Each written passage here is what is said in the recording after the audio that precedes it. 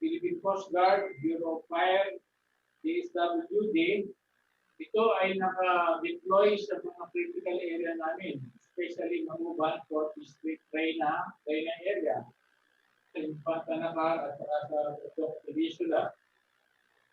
On our part, issue na ako ng red alert sa buong lalawigan ng Quezon, force evacuation na kami. At as of now, ang aming nasa evacuation center ay 7,206 family or 25,000 individuals. Ito yung inside evacuation. Yung outside evacuation center ay 673 families at 2,073. Medyo maingat kami sa evacuation center, hari, kasi meron din kaming quarantine area ng mga COVID automatic. But right now, all roads, national and provincial, in the province are all passable. Pinahintutan namin lahat ang mga seafarers, tigil muna ang mga fishing, at as of now, wala pa kaming, sana ma-maintain natin, wala kaming casualty. Although the damage to the agricultural product will be, yung damage namin sa kita ay 480 million.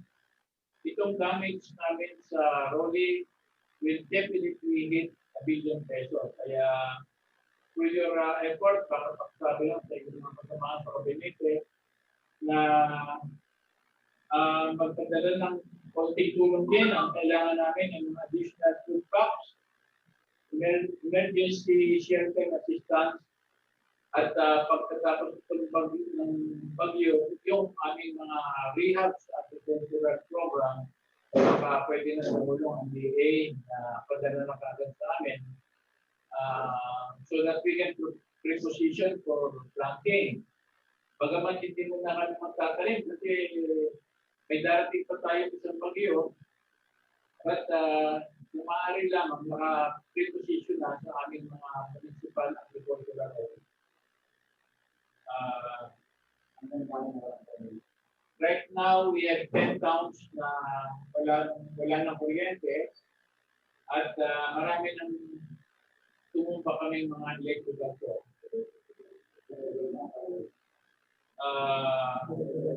Dire-diretso, kasama ko ang aking division director sa PNP, kasama ko ang aking social welfare dito sa office at provincial administrator.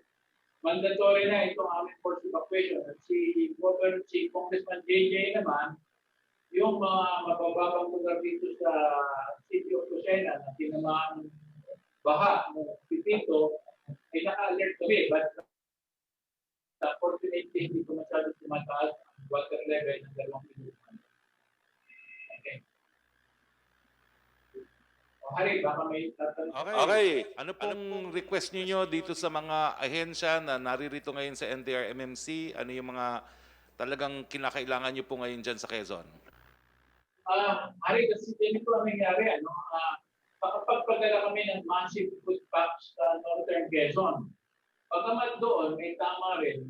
Pero yung gilip ng yung pagbalin nitong rolling, bigla pasok dito sa ibaba.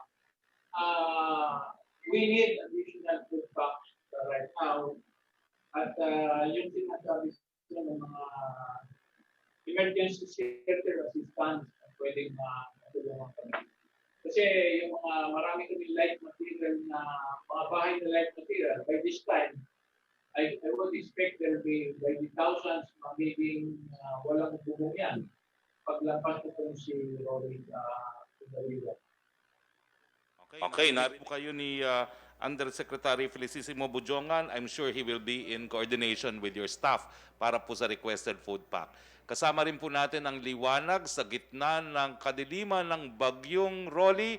Ang mayor po ng Santa Rosa, walang iba kundi si Mayor Arlene Arcillas. Ma'am, ano na pong sitwasyon dyan sa Calabarzon?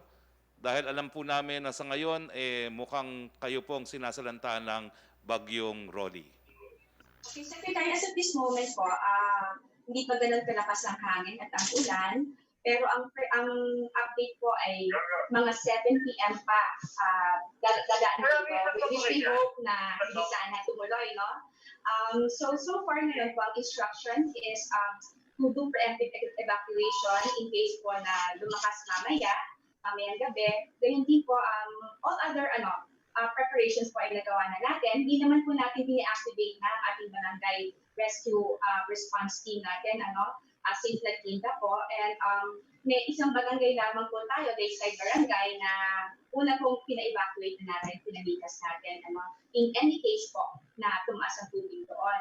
Pero so far, all other preparations po ay ginagawa na, especially now na wala pa siya, Kasi mas mahirap na po kung later on natin gagawin. So, food packs have been prepared already. Meron pong galing sa DSWD at meron din pinaprepare ang city.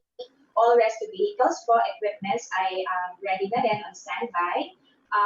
Mga generators po, especially sa mga hospital natin, kasi ayaw natin yung power doon, makakat ang power doon, ay naka-ready na rin po. And similarly, yung mga barangays po ay continuous ang reporting sa atin. And meron naman silang digital radio, on top of the satellite na meron kami sa central command natin para po continuous communication. So all barangays po naka-prepare na, and the city ay naka-antabay na rin po. But so far po, ngayon, as of this moment, wala pang gaanong flooding, at wala pong gaanong pinsala dahil sabi nga po ay mga 7 p.m. pa rin po darating dito. Ma'am, sabi po ng lahat na kasama ko, i-rescue namin kayo kung kinakailangan nyo. Unanimous, ma'am. Anyway, nais ko pong sabihin sa inyo na inimbita rin po natin si Kamsur Governor Mix Villafuerte at Catanduanes Governor Joseph Cua, pero hindi po tayo makakakuha ng signal. Sana po they are safe in the respective provinces of Kamsur and Catanduanes. Meanwhile, we'd like to welcome AFP Chief of Staff General Gilbert Gapay. Sir, ano pong instruction sa ating kasundaluhan sa buong Pilipinas? Well, good morning, everyone. Actually, the AFP Disaster Response Task Force, per SOP of the Armed Forces, was activated last 30 October. And yung corresponding joint task forces natin on AJDR in the different areas, in the path and affected areas of Typhoon Rolly, were also activated. So yung JTF Solcom natin, Southern Luzon, was also activated. JTF Northern Luzon, JTF Visayas, and of course, JTF NCR were also activated. And continues ang coordination ng ating JTFs sa local disaster response, yung Dream Seas natin, and management committees ng LGUs, and as well as with other government agencies. And as point of coordination natin, ang Armed Forces, meron tayong Civil Military Coordination Center which we have activated, as well as the corresponding CMCCs at the different areas.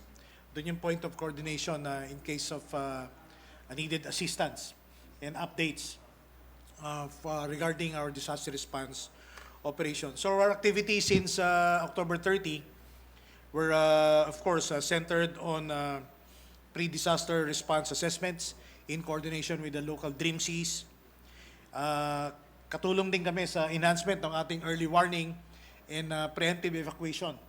In particularly yung mga areas yung hit, where the Typhoon Rolly naglandfall in Catanduanes and in Tiwi Albay this morning. So involved din yung mga units natin in preemptive evacuation. Then of course, 2 days before, we started prepositioning disaster response task units as well as resources in coordination with the local Dream Seas. And tuloy-tuloy po yung monitoring natin in tracking itong Typhoon Rolly and of course the needed assistance coming from the Armed Forces of the Philippines. So all in all po, ang dedicated assets and manpower natin so far directly involved are 4,860 regular forces natin, augmented by some 2,000 CAFGO active auxiliaries and some 1,000 reservists po. Ito po ay ang distribution nito in Northern Luzon Command 2,000, Southern Luzon Command 1,800, in Central Command sa Visayas 860, and dito po sa JTF NCR meron tayong around 600 regular forces ready to respond when needed. Total po niyan is 4,860 military personnel directly involved and activated composing the different disaster response task units. Meron din po tayong air assets involved dito na naka-standby. Meron tayong 6 initially na air assets, 2 pong heavy lift transport aircraft, and 4 na helicopters on standby to perform disaster response operations. And we also have 4 big ships of the Navy. Meron po tayong 2 landing docks and 2 logistic support vehicles also on standby to perform and assist in our disaster response operations. So, naka-ready po ang inyong armed forces to extend assistance, perform disaster response operations, and we have yung Civil Military Coordination Centers, yun po yung, ito po yung NDRRMC centers ng ating mga joint task force on HADR in different areas. Doon po ang ating point of contact. And of course, kung in case talagang kailangan, the nearest military unit sa area ninyo, pwede po kayong lumapit doon at makipag-coordinate for any assistance needed from the Armed Forces of the Philippines. So, yun po ang update and preparations update from your Armed Forces of the Philippines. Maraming salamat, AFP Chief of Staff General Gilbert Gapay. Nagpupugay po kami sa lahat ng kasundaluhan, ng kapulisan, mga bombero, mga doktor, mga medical frontliners na patuloy po naninilbihan sa ating mga kababayan habang sinasalanta po tayo ng Bagyong Roque. May karagdagang anunsyo po si DOH Secretary Duque. Sir, ano po yung additional announcement? Maraming salamat, Secretary Roque. Ang ibig ko lang pong bigyan diin at pinapaalalahanan po natin ang mga local chief executives natin na magtalaga po tayo ng mga safety officers sa ating po mga evacuation centers, no? Kung kaya po natin ay limitahan ang mga tao sa mga evacuation centers, at kung talaga hindi naman maiwasan dahil walang ibang facility na pagdadalhan, ay magdoble ingat po tayo at makinig sa ating mga safety officers. Ang ating safety officers po ang magpapaalala sa komunidad na nasa mga evacuation centers na patuloy mag-obserba ng ating minimum health standards. Ano po? At ito po ay ang mga tamang pamamaraan upang maibsan ang pagkalat ng COVID-19 infection. Sa bahay man o sa mga evacuation centers ay sikapin natin magpanatili ng hindi kukulangin ng 1 metrong distansya sa pagitan ng sarili at iba, at iwasan ang matataong lugar hanggat maaari. Ugaliin din natin na hugasan ang mga kamay gamit ang sabon at tubig o linisin ang kamay gamit ang alcohol-based hand scrub. Takpan ang ilong at bibig sa tuwing uubo o babahin gamit ang likod ng siko o tissue, at ang paggamit po ng inyo pong cloth mask ay dapat ay pinagpapatuloy po ito. At huwag pong hinahawakan ang mga mata, ilong at bibig hanggat sa maaari, at agad kumonsulta naman sa mga doktor kung magpakita ng malalang sintomas gaya ng hirap na paghinga at pagkahilo. At huwag din pong lumalabas hanggat sa maaari, iwasan maglakad sa baha, lalo na po ang mga may sugat sa paa. Kung hindi po maiwasan ay magsuot ng mga protective wear or bota. Sa mga na-expose po sa mga tubig baha, magtugo po kayo kagad sa mga makipag-ugnayan sa mga healthcare workers upang mabigyan ng post-exposure prophylaxis kung kinakailangan para makaiwas sa nakamamatay na sakit leptospirosis. Ano po? At siguraduhin rin malinis ang tubig, pang-inom at ang mga nakahandang pagkain. Pakuluan po natin ang tubig ng 3 minuto at hugasan ng mabuti ang ating mga sahog at lutuin mabuti ang mga pagkain. Maraming salamat, Secretary. Maraming salamat, Secretary Duque. Nilalamig na raw po ang ating mga reporters on the field. So, Yusek Roque, the floor is yours para sa ating mga field reports. Salamat po, Secretary Roque, sa pagpapatuloy po ng ating laging handa special coverage. May panawagan po si Senator Bongo sa lahat ng mga lokal na pamahalaan na maapektuhan ng bagyong Rolly. Narito po ang report.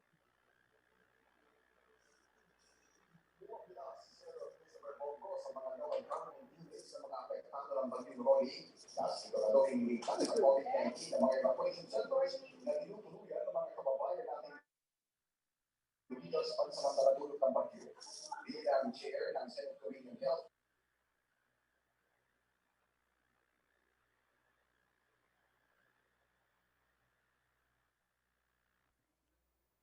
Walang audio.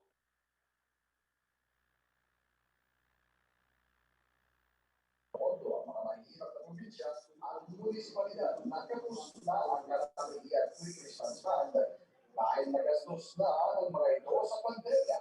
Pandagdag sana ito pambili ng pagkain at recovery efforts sa mga pamilya na salanta ng bagyo. Kalihim at sinabi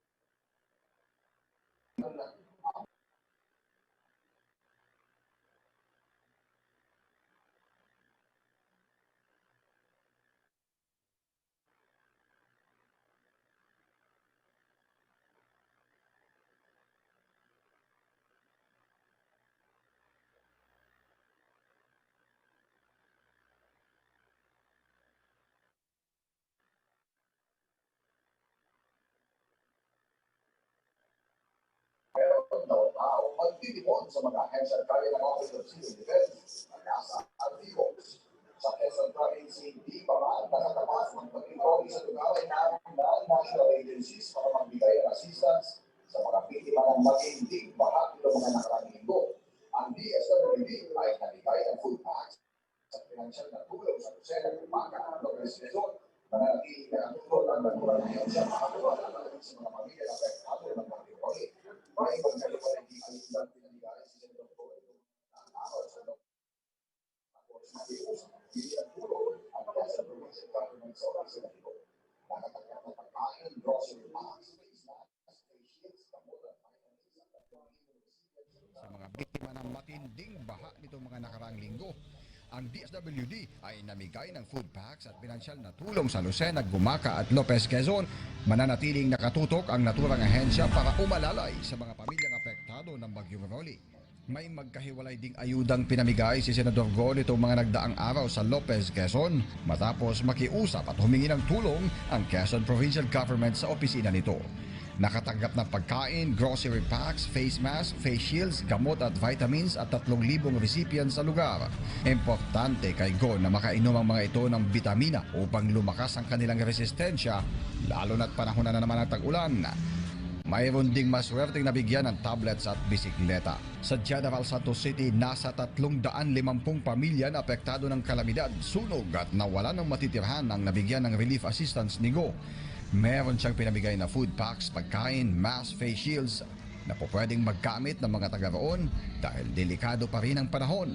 Natuwa rin ang ilan sa sorpresang bisikleta at tablets ng senador para sa ilang individual. Bukod sa tulong ni Go, may pinadala ring representatives mula sa iba't ibang ahensya ng gobyerno, ang DSWD, DTI, DOLE at Department of Agriculture na rumisponde sa pangangailangan ng mga biktima. Ang mga distribution ay sinagawa sa Lopez, Quezon at Guardians Hill sa Barangay Bawing, Jensan ay sumunod sa itinakdang health and safety protocols ng gobyerno.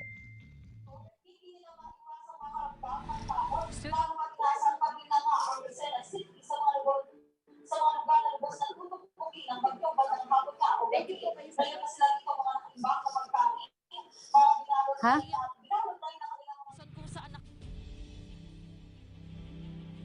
Sa pagtataya nga rito ng mga otoridad, mamayang hapon hanggang gabi inaasahan ang bulto o lakas ng Super Typhoon Rolly dito. Pero ngayon pa nga lang nararamdaman natin ang sama ng panahon.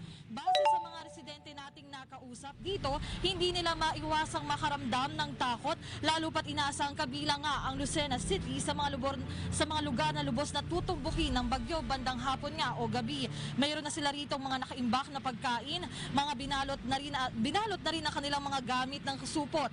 Ayon sa mga opisyal ng pamahalaang panlalawigan ng Quezon, nakadeploy na ang kanilang mga rescue team sakaling kailanganin. Una na rin nagsagawa ng paglilikas sa iba't ibang panig ng probinsya at may mga naka-preposition na rin mga food packs. Paalala naman sa mga residente rito, pinagbabawalan muna ang pagbiyahe, lalo na kung hindi naman lubos na mahalaga ang inyong lakad. Pinangangambahan kasi ang pagtumba ng mga puno at poste, kaya't mas mainam na manatili na lamang sa mga tahanan. Sa ngayon, nasa signal number 4 nga ang maraming panig ng Quezon at kung ngayon ay hindi pa nga ganon katindi ang hangin at ulan, asahan niya ang paglala ng sitwasyon sa mga susunod na oras.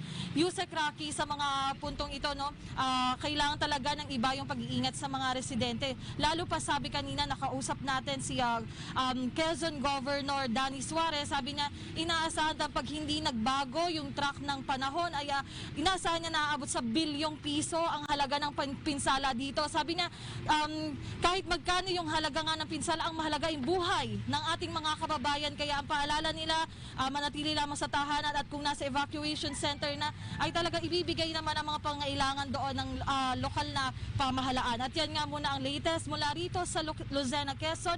Melales Moras para sa Bayan. Samantala, kumuha naman tayo ng latest report mula sa ating kasamang si Karen Villanda mula sa Naga City. Live, Karen? Yusek Roque, kung kanina ay nasa labas pa tayo ng building ng command center, pero sa ngayon ay minabuti na nga natin na pumasok para sa ating sariling kaligtasan dahil palakas na nga ng palakas yung bugso ng hangin at ng ulan dahil nga nakapasok na ang mata ng bagyo dito nga sa Naga City. Pero mas mabuti naman dahil naging maagap ang Naga LGU at nailikas agad ang mga residente. Normal pa ang sitwasyon sa Naga City alas 12 kagabi. Pero pagdating na alas 5 kaninang madaling araw, nag-umpisa ng bumuhos ang ulan na may kasamang malakas na hangin. Hanggang sa lumakas pa ito dala ng bagyong Rolly. Kaya naman si Alma, dali-dali nang nagtungo sa evacuation center nang masira na ang kanyang bahay sa Barangay Triangulo. Nasira na yung anak ko ng dingding. Ng hangin, ayan, malakas ang hangin. Oh. Lalong lumalakas. Bandang alas 12, naman ko naman, lumalakas na. Hanggang alas 3 na ako, hindi wala nang tulog. Eh, naging pagin ako, tinalang ko ng mga gamit namin. Sa kalagitaan ng bagyo at COVID-19, kinailangan din ilikas muna ang mga naka-quarantine sa Jesse Robredo Coliseum para pansamantala itong gawing evacuation center. Pero pagtitiyak ng LGU, maigi itong na-disinfect bago ilikas sa mga residente. Nasa 30% capacity lang din kasi ang mga laman ng bawat silidang evacuation center sa ngayon dahil kinakailangan pa rin mag-ingat para sa banta naman ng COVID-19. Mula sa 990 na pamilya na nakalikas kagabi, umabot na ito sa 1,876 na pamilya ngayong umaga o nasa 7,000 individual na ang nasa evacuation center. Sa lakas ng hangin sa lungsod, ipinag-utos na muna ng Incident Management Team Directive ang no travel simula alas 8 ng umaga hanggang alas 12 ng tanghali dahil delikado na ang bumiyahe sa gitna ng kalsada. Bago naman ito ipatupad sa aming pagbiyahe, pabalik ng City Hall, nagkalat na ang mga natumbang puno at mga sanga sa kalsada. Si Nanay Melinda hindi sumamang lumikas sa evacuation center pero naghahanap pa ng lubid na mapangtatali sa kanyang bubong. Ayon sa kanya, maaga din siya nagkapaghanda para dito. Wala pong magagawa. Masira na. Malakas na po ang sa karamuan. Ang bagyo ngayon. Nag-alala ako taso anak ko duman. Malapit kami sa dagat.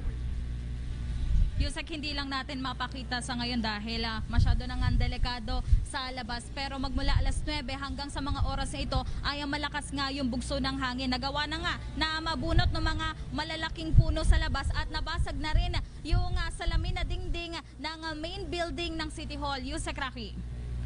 Okay, maraming salamat sa iyo, Karen Villanda. Mag-ingat kayo dyan, ha? Samantala, sitwasyon pa rin sa pinakahuling kaganapan sa Governor's Mansion Compound, Barangay 8 sa Lucena City. Nag-uulat mula sa Radyo Pilipinas si Tom Alvarez. Tom?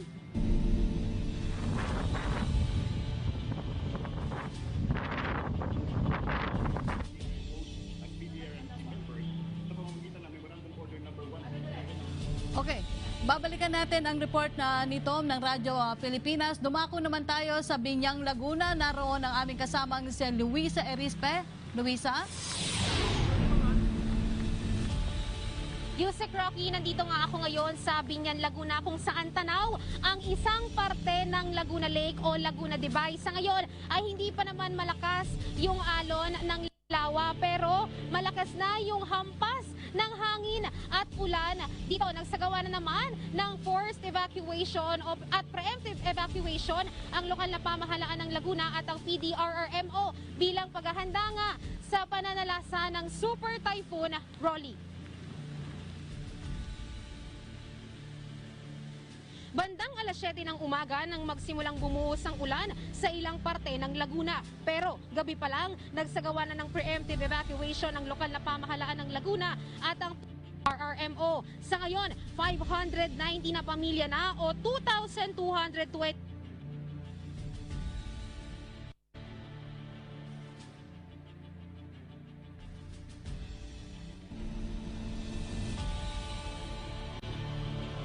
Okay, balikan naman natin si Tom Alvarez. Ang sitwasyon pa rin sa pinakahuling kaganapan sa Governor's Mansion Compound, Barangay 8 sa Lucena City. Tom? Magandang umaga, Yusek Roque. Inatasan ni Quezon Governor Danilo Suarez sa mga punong bayan, NDRRMOs at NDRRMC members sa pamamagitan ng Memorandum Order No. 137 na magsagawa ng forced evacuation sa mga mamamayan na naninirahan sa lubhang mapanganib na lugar, kagaya ng malapit sa baybaying dagat, mga flood-prone area. Ito manuay para masigurong kaligtasan ng mga komunidad at mailayo sa disgrasya ang mga residente sa pananalasa ng bagyong Roque. Sa kasalukuyan, 7,000 pamilya na ang nailigtas o may kabuuang 25,000 hanggang 26,000 individuals. Samantala, activated na ang skeletal duty ng Provincial Social Welfare and Development Office na tumanggap ng mga ulat mula sa iba't ibang bayan at munisipalidad sa lalawigan sa pamamagitan ng tanggapan ng MSWDO para sa monitoring ng bagyong Roque. Sa Infanta, Quezon, pinalikas na lahat ng residente mula sa 36 barangays ito at tinatayang 614 na pamilya ang nasa iba't ibang evacuation centers. Yusek Roque, nakakaranas na ng malakas na hangin at malaking alon ang General Nakar kaya patuloy na inabisuhan ng LGU ang mga residente na huwag nang pumalaot at mangisda at mag-ingat sa posibleng storm surge na abot sa 3 meter ang taas. Unti-unti na rin nararamdaman sa islang bayan ng Pulillo ang malakas na hangin at ulang dala ng bagyong Roque. Inanunsyo naman ang lokal na pamahalaan ng Mulanay na simula alas 6 hanggang alas 8 ng umaga ay isasagawa ang forced evacuation sa mga residente na nasa high-risk areas.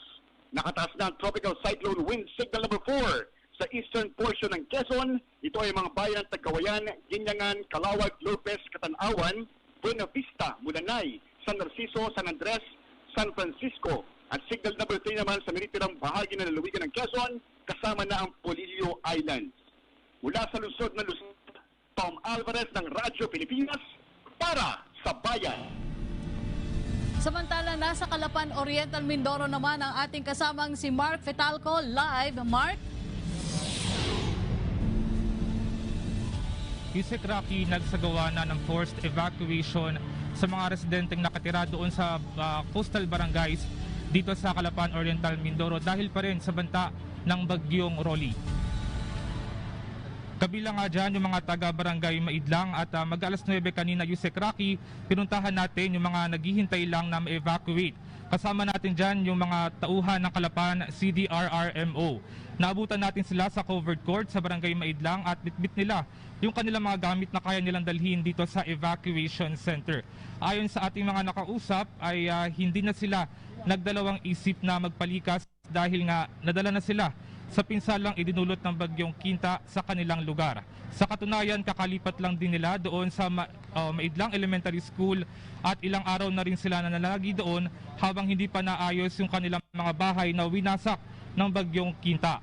Nasa 4 na van ang ginamit sa paglikas at bawat van ay isang pamilya lang ang nakasakay o di kaya magkakamag-anak.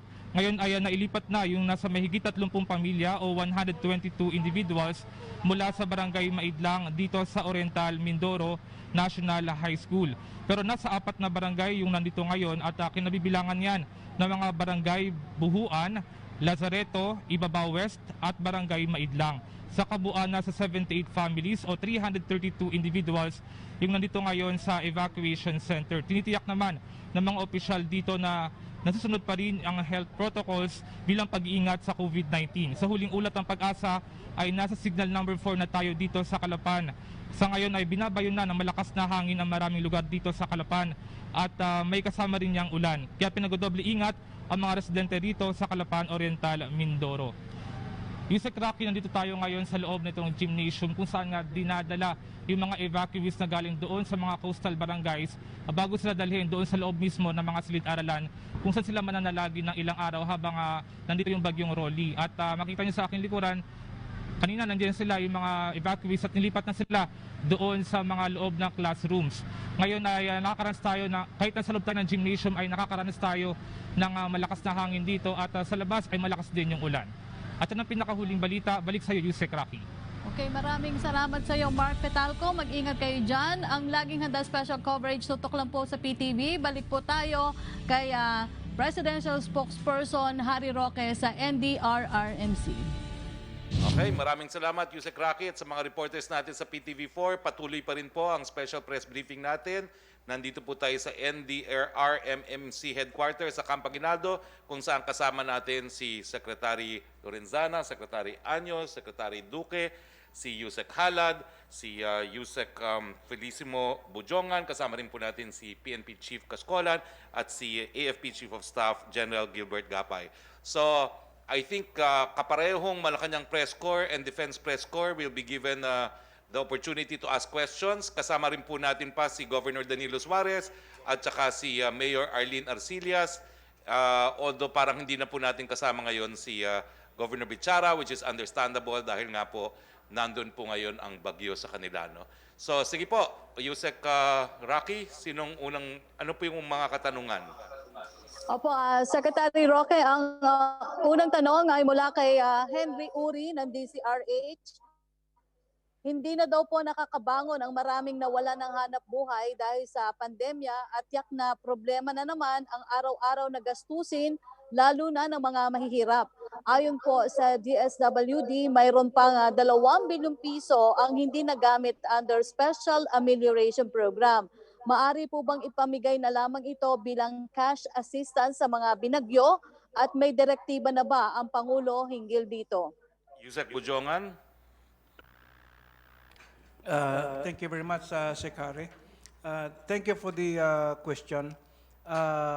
Meron na pong plano doon sa natirang pondo galing sa Bayanihan 1 at ito po ay gagamitin sa Sustainable Livelihood Program.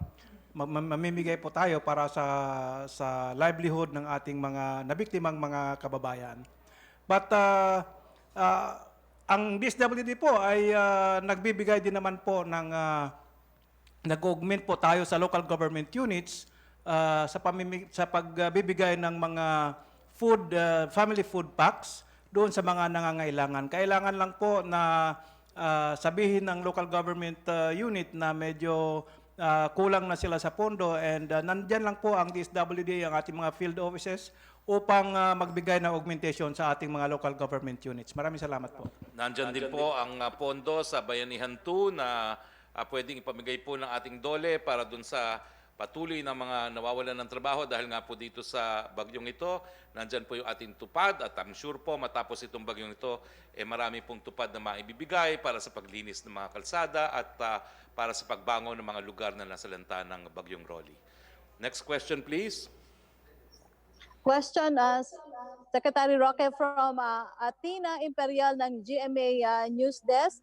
Nasaan na po ngayon si President Duterte? Bibisita po ba siya sa mga nasalanta ng bagyo?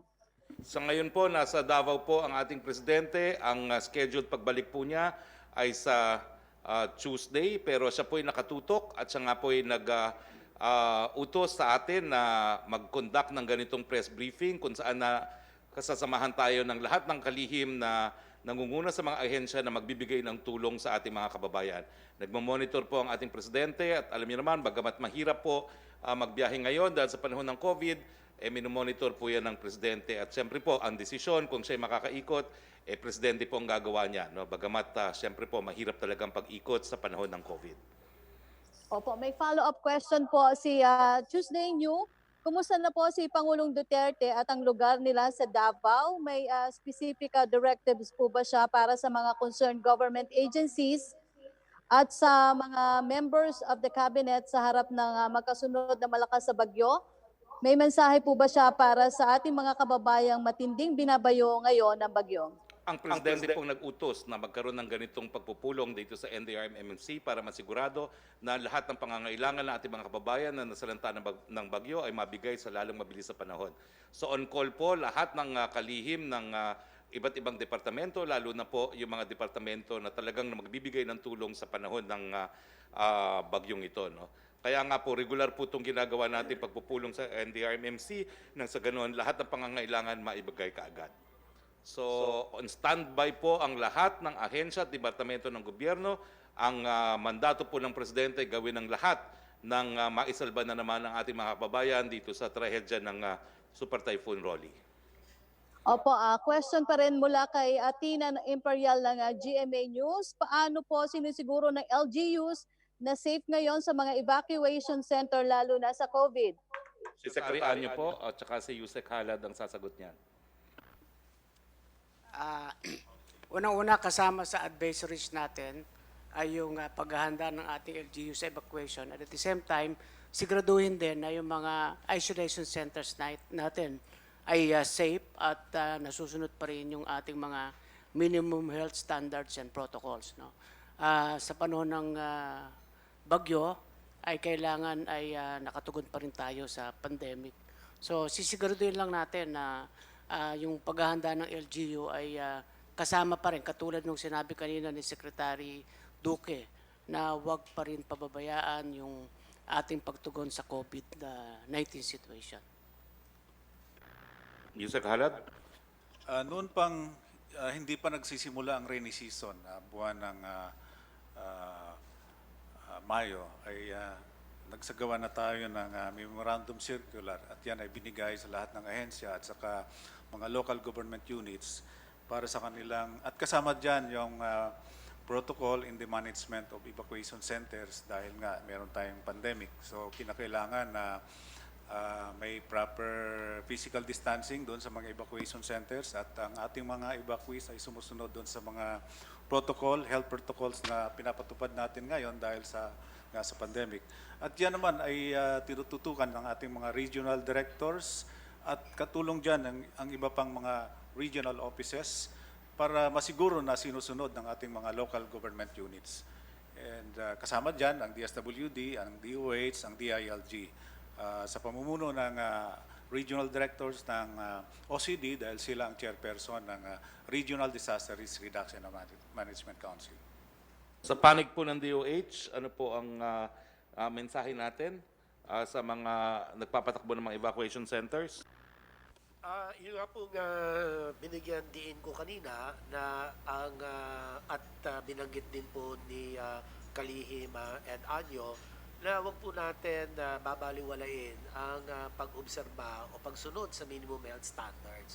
Paggamit ng mask, yung pong physical distancing, wag kukulangin sa 1 metro, yung pong atin mga paghugas ng kamay, ang tamang pag-ubo o respiratory etiquette, lahat po ito ay makatutulong maibsan ang pagkalat ng COVID-19 infection at ang mga atin pong mga temporary treatment and monitoring facilities ay patuloy ang kanila pong pagsusuri o evaluation at sinisigurado na ligtas po itong mga lugar na ito, ligtas po itong mga facilities na ito at kasama po ang mga ilan na ahensya sa pagsasagawa ng continuing evaluation at kinakailangan ay nakahanda din ang kanilang contingency and public service plans. No?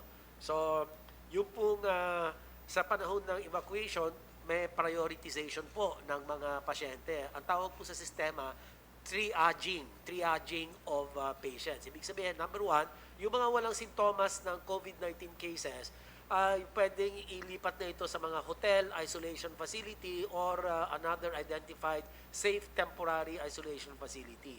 Para naman doon sa mga medyo may sintomas or mild symptomatic COVID-19 cases, ay ngunit hindi kinakailangan ang monitoring, hindi kinakailangan ng IV medication o intravenous medications, hindi kinakailangan o walang mga reklamong hirap na paghinga, ay pwede na rin pong ilipat itong mga ito sa mga mas ligtas na isolation facilities, ihalo na doon sa mga asymptomatic patients. At doon naman sa mga malubha, yung mga kinakailangan i-monitor, ito yung mga malubhang kaso, kinakailangan ng intravenous medications at meron pong simptoma katulad ng hirap sa paghinga, ay kinakailangan idiretso na po ito sa mga level 1 or level 2 DOH facilities or provincial health facilities, mga ospital, dahil ito kailangan pong bantayan natin. At panghuli po, yung po mga matatanda natin, mga mamamayan, ang mga local government units, bigyan nyo po ng special attention sila, na dahil sila po madaling mahawaan ng COVID-19, ang mga may edad 60 years and above at may mga comorbidities o kasamang ibang sakit, hypertension, diabetes, emphysema, asthma, yan po ay kinakailangan ay ingatan po sila, bigyan po sila ng face mask. Dalahan na po ninyo ng face mask, dalahan nyo po ng face shield at siguraduhin na ang minimum health standards ay laging sinusunod sa lahat po ng panahon. Maraming salamat, Secretary Roque. Maraming salamat, Secretary Duque. Next question, please. Secretary Roque, tanong for DOH. Binanggit po sa NDRRMC briefing yesterday and a while ago na inilipat na po sa hospital, hotels, ang mga COVID patient na nasa tent ng mega quarantine facilities dahil sa bagyo. Ilan lahat po ng patients ang mga naililipat na? Secretary Duque.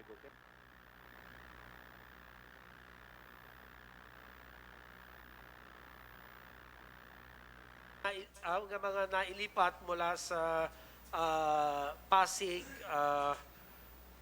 nailipat po, ito yung hotel, Nice Pasig, yung Sogo Aurora, yung Nice Hotel Arayat, Nice Hotel North EDSA.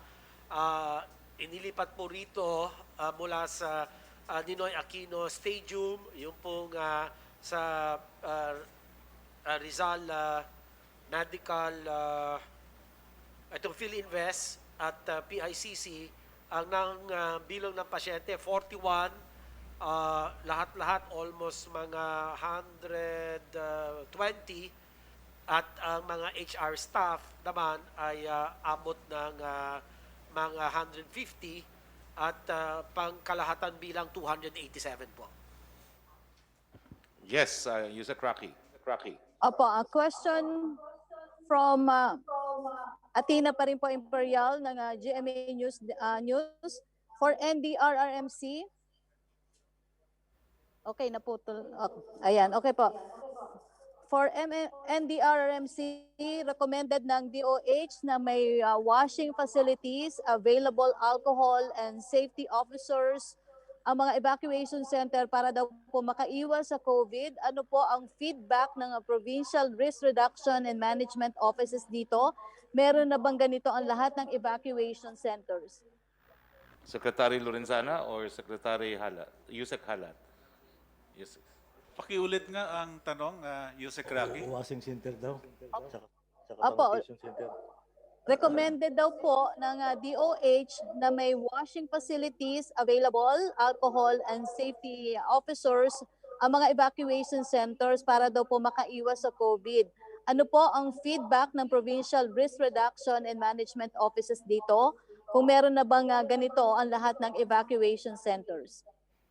Well, kasulukuyan, wala pang report na tayong nakukuha, no? Unang-una, yung ating mga affected areas ay karamihan dyan ay walang signal, so hindi nakakapag-report yung ating mga local government units.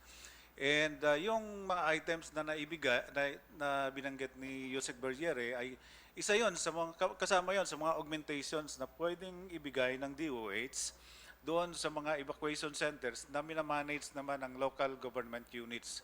So, at yung ating mga LGUs naman ay hindi kinakailangan na mag-rely lang doon dahil meron din naman silang kakayahan kung hindi pa nakarating yung suporta ng DOH, ng DSWD at saka iba pang ahensya.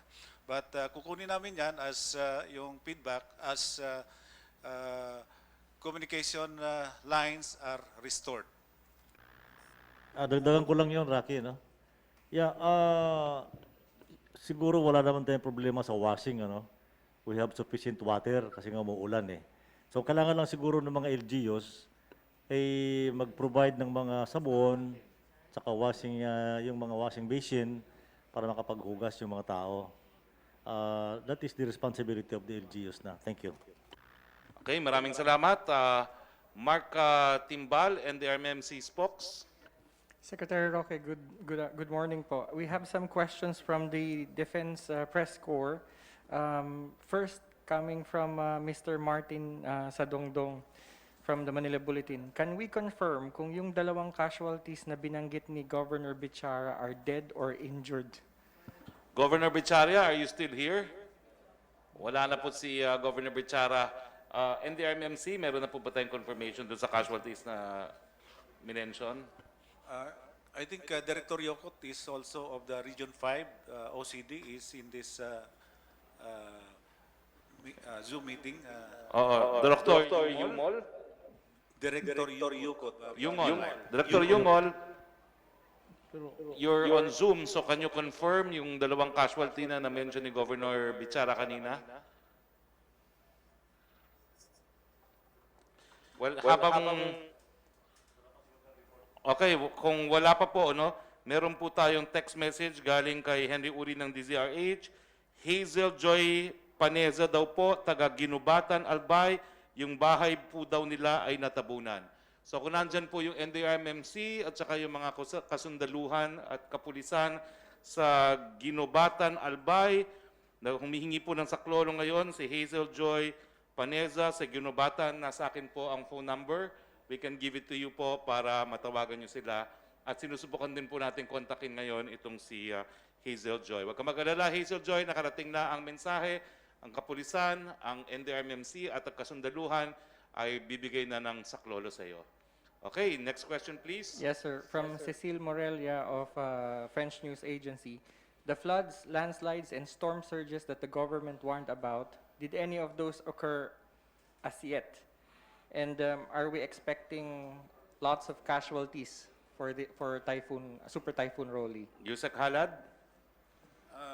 Wala pang report tungkol din dyan dahil nga sa yung ating mga yung mga local government units, disaster risk reduction and management offices, dahil sila naman ay kailangan ding i-save din nilang kayong sarili. So nandyan pa yan sa mga opisina nila. And habang nananalasa itong Super Typhoon Rolly, and wala nga tayong contact pa doon sa iba pang lugar, so yan ay ating titingnan kung meron pang nangyaring ganon. But all the areas assessed by Pag-asa as at risk to storm surge of about 3 to 5 meters were appropriately warned since last week pa. Thank you, sir. Another question po from J. Mark Dagala of DWIZ. Meron po ba tayong social amelioration assistance na matatanggap yung ating mga typhoon victims from the government? Yusek, Pujongan?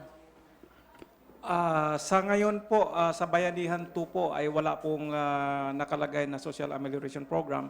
Pero ito ay ibibigay doon sa mga granular areas na yung na-lockdown lang. Pero sa pangkalahatan po ay wala tayong pondo doon. But dito sa mga biktima ng Typhoon Rolly, wala po tayo. Ang ating programa po dyan ay emergency shelter assistance, family food packs, and other non-food items. Yun lang po ang ating programa. But there are some instances na kailangan talaga meron tayong makapagkunan ng pondo from meron tayong isang proyekto, yung assistance to individuals in crisis situation. So doon po sila pwedeng matulungan ng DSWD. Thank you. Yun nga po, yung 2 billion, no? pwedeng ilaan dun sa programa yan. No? So ibig sabihin, pwede rin gastusin yung 2 billion, kabahagi niyang programa na sinabi nyo.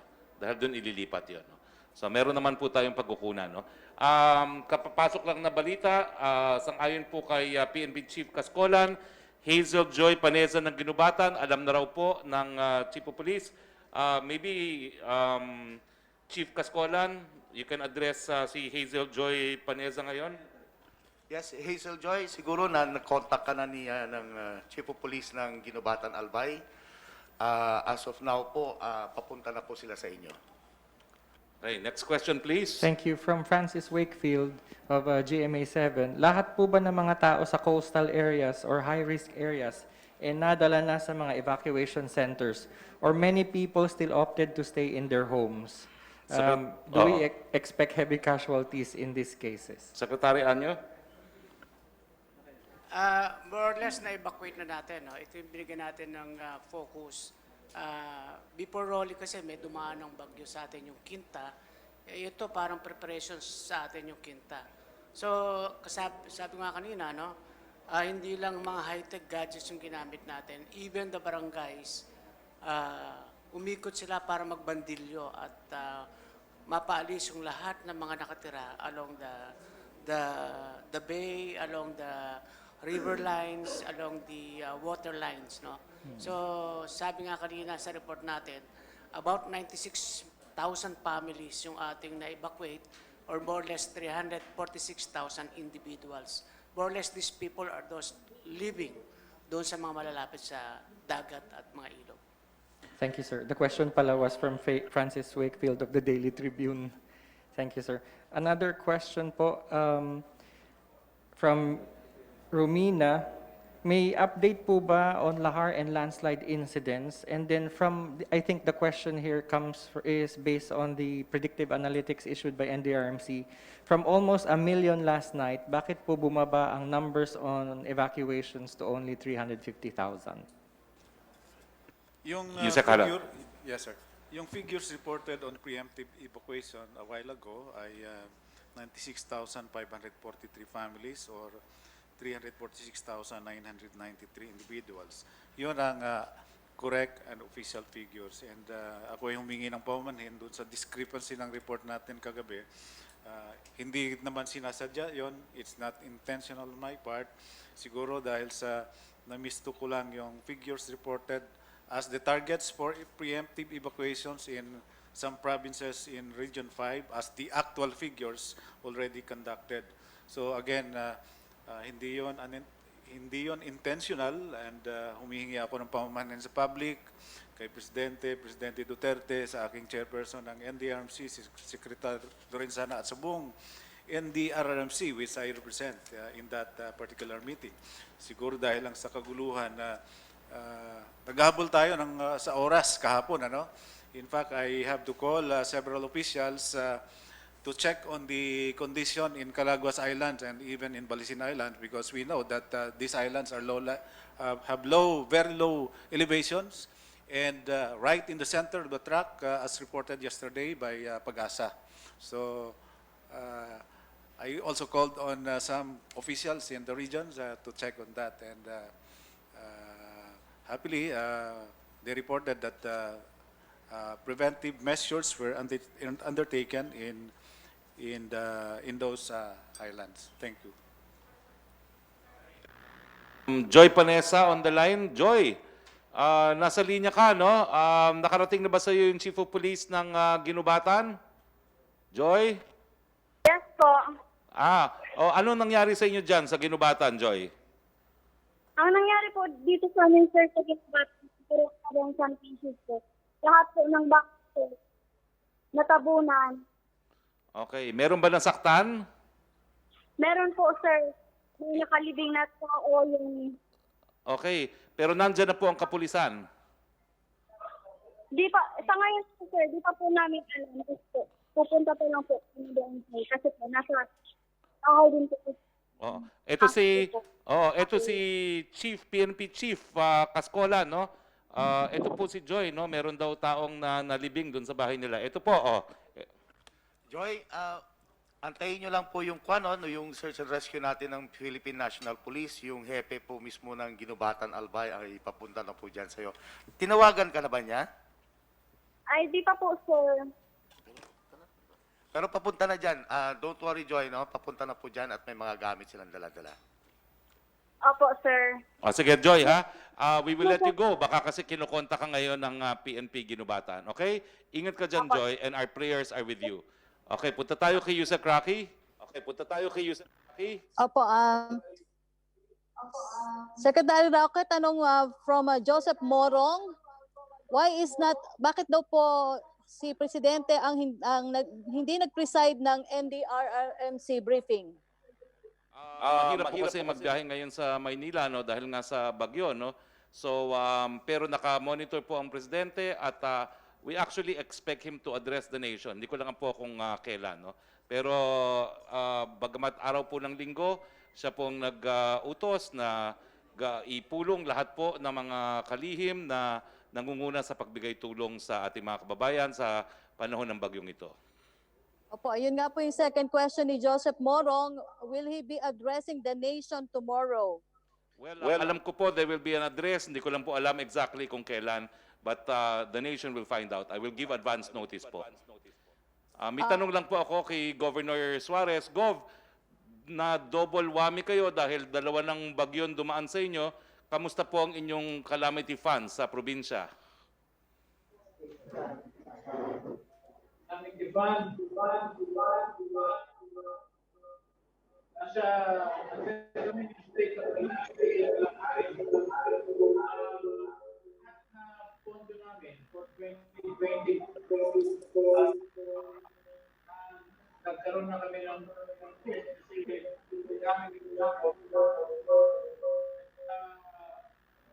technically depleted trying to come up with a quick rescue fund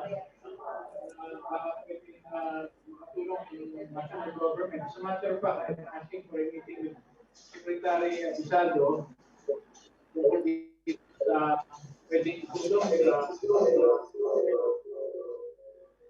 Another thing, Harry, itong even yung funds namin sa ng power generating plant, kasi may 1 gigawatt. Nagdalaw na rin namin yan.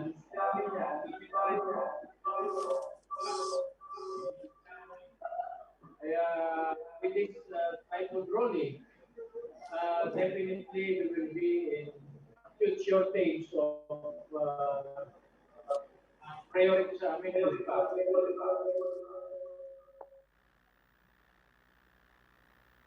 Okay, Gov, medyo hindi namin nakuha lahat ang sinabi mo pero nakuha namin na depleted na yung iyong local calamity fund. So, SND, Secretary of National Defense, bilang chair po ng NDRRMC at nandito rin si Yusek Halad, paano po natin matutulungan yung mga probinsya na depleted na yung local calamity fund dahil pangalawang bagyo na po ito, saang ahensya po sila pupunta for calamity funds? Salamat, Secretary. Governor, yung ating calamity fund, yung quick reaction fund natin, konti na lang natitira. Siguro kailangan nating dumulog ulit sa DBM para madagdagan tayo nitong calamity fund, lalong-lalo na ngayong sinalanta tayo ng magkakasunod na bagyo, mayroon pang susunod.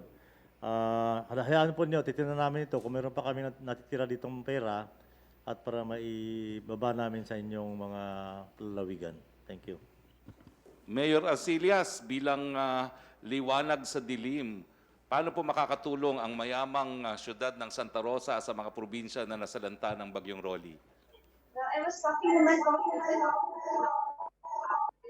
sabi ko if may kailangan naman po kasi ano po natin na konting po ano pa naman po.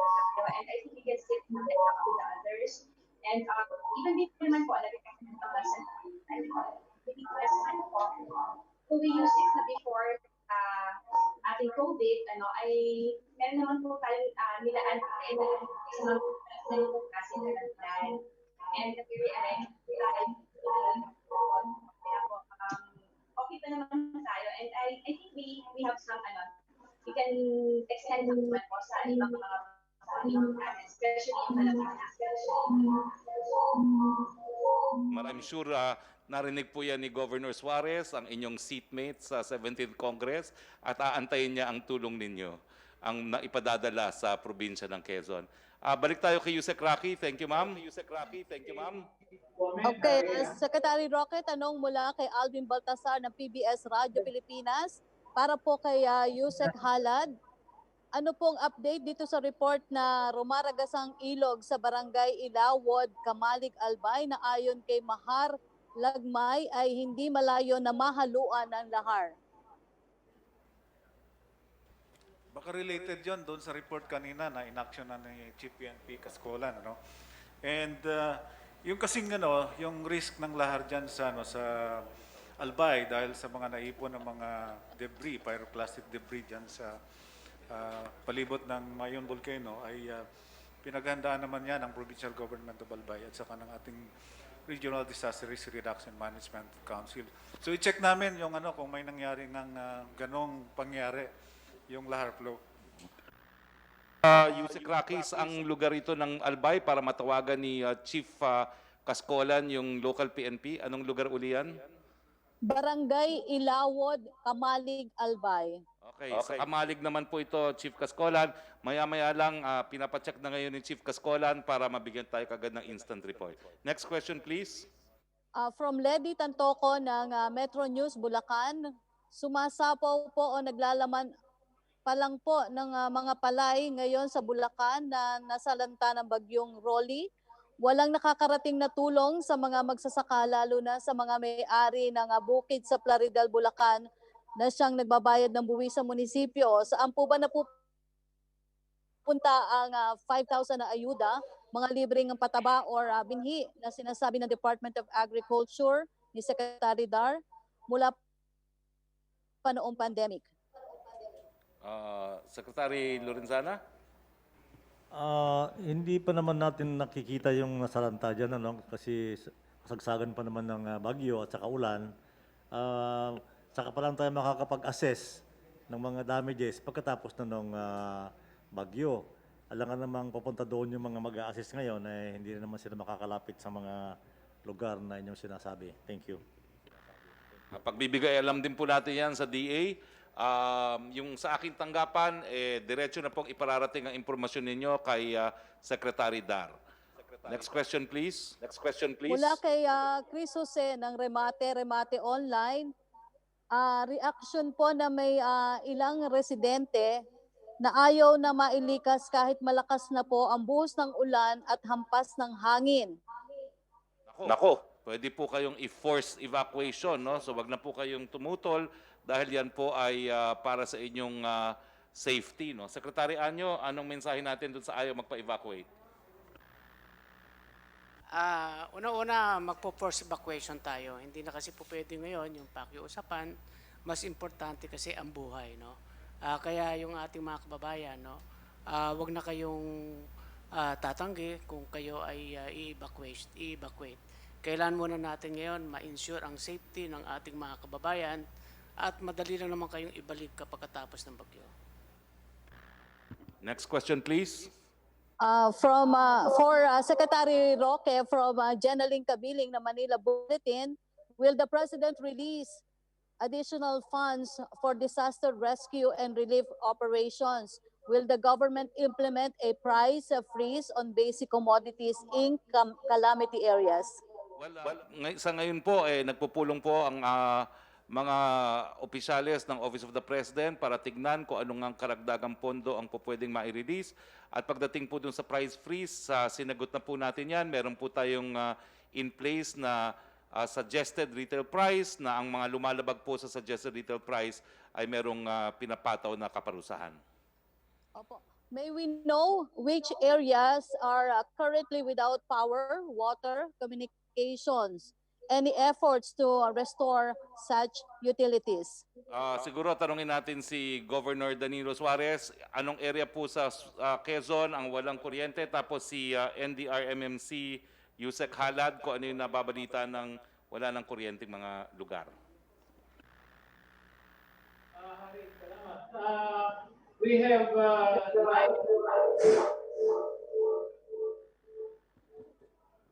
Manong, pakihinaan yung speaker kasi hindi namin maintindihan. Pakihinaan lang, Manong, yung speaker nyo. Okay, go ahead, Manong. ang power interaction namin right now, Katanungan, Danay, San Francisco, Clarabel, Alapat, Quezon. At ngayon, nadagdag, Binyangan at saka Tagkawayan. We are coordinating with Quezon right now, but ang mga post namin ngayon, the reason why we cannot restore power, tuloy-tuloy pa rin ang ulan, hari. Baka magkaroon tayo ng electric fusion, kaya preventive muna kami. Pero prepare naman yung ating mga power generations to restore, except we're just taking precaution bago namin ibalik ng kuryente. Yusek Halad, maraming salamat, Governor. Yusek Halad. Well, expected talaga yan, ano? Kasi super typhoon ito, magtutumbahan yung mga poste, even yung mga transmission lines ng NGCP. So, yan naman ay inaasikaso din ng Department of Energy. Meron silang bayanihan actually kapag pagkatapos ng bagyo na nagtulong-tulong yung mga electric cooperatives para pagtulungang kumpunihin yung isang apektadong electric cooperative. Yan ang pamaraan ng Department of Energy at ang implementing agency nila dyan ay yung National Electrification Administration. Ang problema lang natin ngayon, pagka lumipas ito si Super Typhoon Roque, ay yung movement naman ng mga tauhan ng mga manggagaling, yung mga supporting electric cooperatives na manggagaling sa ibang probinsya. Dahil siyempre, nag-observe pa rin tayo ng health protocols dahil dito sa COVID pandemic. So pagtiisan muna, ngayon, talagang pag malakas na bagyo, mawawala ang kuryente. At gagamit tayo yung backup natin, yung mga power generators. And yan naman ay kaagad na tugunan ng Department of Energy. Next question, please. Yusek Roque. Secretary, last two questions na po ito from Jenaling Kabiling. Please give the status of the water dams in typhoon hit areas. Oo. Yusek Halad, meron na ba tayong status ng mga dams? Si Secretary Lorenzana.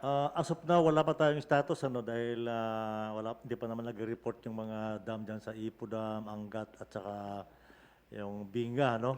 But we will monitor closely kasi ang balita nitong nakaraang 24 hours ay medyo nagpakawala sila ng tubig in anticipation yung mga ulan na magdadagdag pa ng tubig. So hopefully sila ay nakagawa ng ganong hakbang para naman hindi magkaroon ng baha dyan sa baba ng mga dams na yan. Thank you. Okay, nandyan ba ho yung ating opisyalis galing sa Pag-asa para magbigay ng update kung meron silang report sa mga dams na sinasalanta ngayon ng bagyo? Pag-asa? Okay, maya-maya po siguro. No? Last question mo, Yusek Roque. From Henry Uri ng DCRH, ano po ang gagawin ng gobyerno sa mga nawala ng tirahan dahil sa kasalukuyang bagyo? Mabibigyan ba sila ng libreng pabahay? Ngayon po, ang importante, mailagay sila sa evacuation centers kung saan sila po magiging ligtas at sa mga evacuation centers, ang pakiusap lang, kinakailangan social distancing, yung mask at saka yung paghuhugas ng kamay at meron din pong instruction ng NDRRMC na lahat po ng mga simptomas ay dapat ilagay natin sa mga isolation centers. Tsaka na po muna natin pag-usapan kung ano mangyayari pagkatapos ng bagyo. Sa ngayon po, patuloy po rin nasasalanta ang ating mga kababayan ng bagyong Roque. Mark Timbal. Yes, sir. Other questions from the Defense Press Corps. We have Rambo Talabong of Rappler. Is President Duterte unreachable at the moment? Other local officials who are in the line of passage of Roque were able to connect through Zoom. How about the President, sir? Hindi naman po siya unreachable. He has been monitoring. He continues to give us instructions. And as I said, no, ina-arrange po natin yung address ng Pangulo anytime either today or tomorrow. Thank you, sir. And another question from Dempsey for the SND regarding the Quick Response Fund. He mentioned that the QRF is also depleting or konti na lang. How much exactly are left on the Quick Response Fund, and how much will the government ask from DBM for additional? From Dempsey Reyes of Manila Times. Well, tungkol sa Quick Response Fund, yung may piling national government agencies ang may Quick Response Fund. Kasama na dyan ang DSWD, DOH, even DPWH para ma-repair kaagad yung mga damaged roads and bridges. 7 ahensya yon ang may Quick Response Fund at in the total amount of 6.8 billion this year. But yan ay pwedeng dagdagan kapag na-deplete na, pwedeng mag-request yung ating mga national government agencies for augmentation from the DBM. At meron pa naman, pagkaalam natin, dahil na-top up na rin yung ating NDRRMC fund o Calamity Fund, na-top up ng DBM dahil pwede namang i-augment din yon ng DBM. Another kind of quick response fund ay yung QRF naman ng local government units. So, sinasabi natin na kailangan gamitin natin lahat ng resources, national government agencies at saka local government units para matulungan yung ating mga kababayan na sinasalanta, na apektuhan itong bagyo. And nabanggit naman kanina ni Secretary Lorenzana, yung mga local government units na wala talagang naubos na yung kanilang quick response fund ay titingnan kung paano ma-augment. Well, subject of course to the provisions of the law in the Government Appropriations Act. But our local chief executives, because we are now in the state of calamity, have the power, they are empowered to realign funds from their other budgets. Of course, subject to the approval of their respective sanggunian. Wala na po tayong tanong. Okay, Pag-asa, meron ba hong latest report from Pag-asa bago tayo magtapos? Pag-asa? Well, wala po, no? Well, hindi naman po ibig sabihin na magtatapos na tayo tuluyan. Magtatapos lang po tayo ng ating special presidential briefing. Babalik po kami kasama ang mas marami pang kalihim. Pagbalik po namin kasama yung Department of Energy, kasama ang Department of Agriculture, at saka Department of Public Works, at saka Department of Science and Technology. No? Asahan niyo pong babalik kami bukas dahil ngayong hapon po magiging abalang-abala po ang lahat ng inyong mga kalihim dahil kinakailangan pong tugunan yung mga pangangailangan ng ating mga kababayan habang sinasalanta po tayo ng bagyong Rolly. Samantala po, maraming salamat sa ating mga naging kasama ngayon, si Chief Cascolan, Yusek Halad, Secretary Anyos, Secretary Lorenzana, Secretary Duque, Yusek Bujongan, at saka si Chief General Gilbert Gapay, at syempre po ang spokesperson ng NDRRMC.